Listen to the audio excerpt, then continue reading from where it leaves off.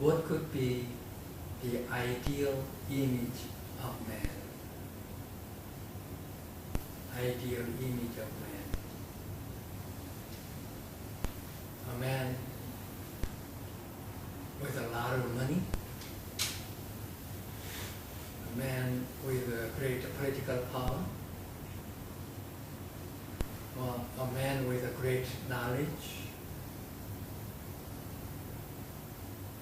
or a man who has a great physique and body, handsome and healthy and so on. What could be the really ideal image of man? Sartre, the French philosopher, said that everybody ought to create the image of man everybody else should have. So when you create the image of man, you cannot but create the image of man which everybody ought to be. But what could that mean? Socrates said that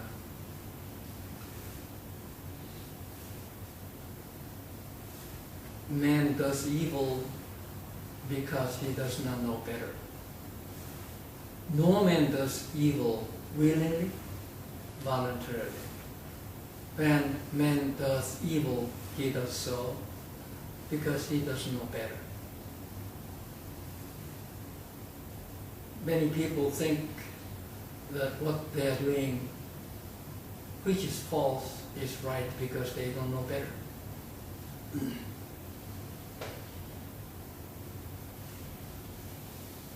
The vice presidential candidate Sarah Palin, you watched her debating with Joe Biden. One of the things which struck me, said by Palin, was this: we must clean up the greed and the corruption and the Wall Street. Greed and the corruption. Because of the greed and corruption, the whole country is in trouble economically. You know, Roman Empire was so powerful that no external power could destroy Roman Empire. However, Roman Empire was destroyed, not by external power, but by internal causes. The people's spirit was rotten. That's why Roman Empire was destroyed. United States, the most powerful country, also they say richest country in the whole world, especially military power. You know, the nuclear weapons now stored under the ground by the great powers can wipe out living beings 7.5 times if they are all exploded. Why do they need so much nuclear power? 7.5 times. Still.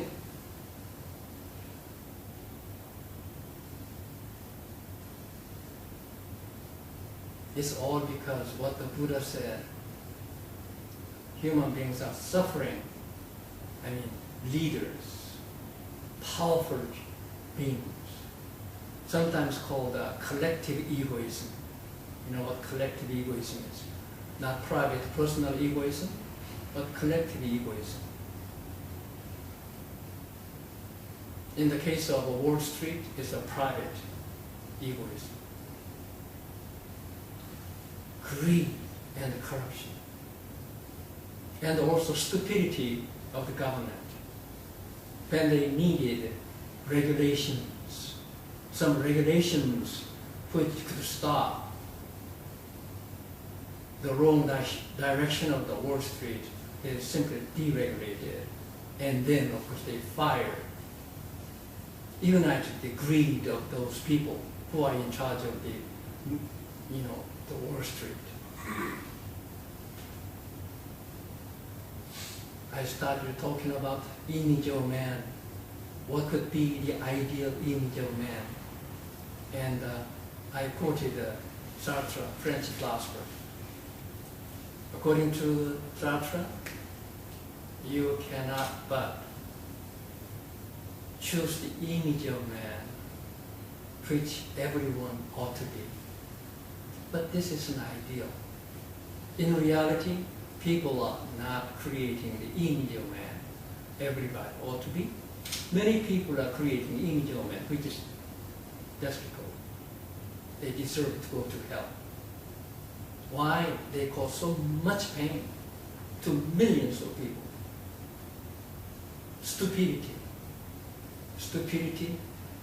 delusion, ignorance, all covered up by greed. Not anger yet. Anger is not there. The anger cannot work here.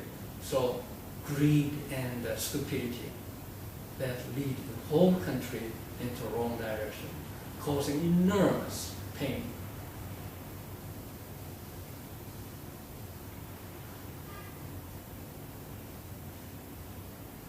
We just read in the scripture,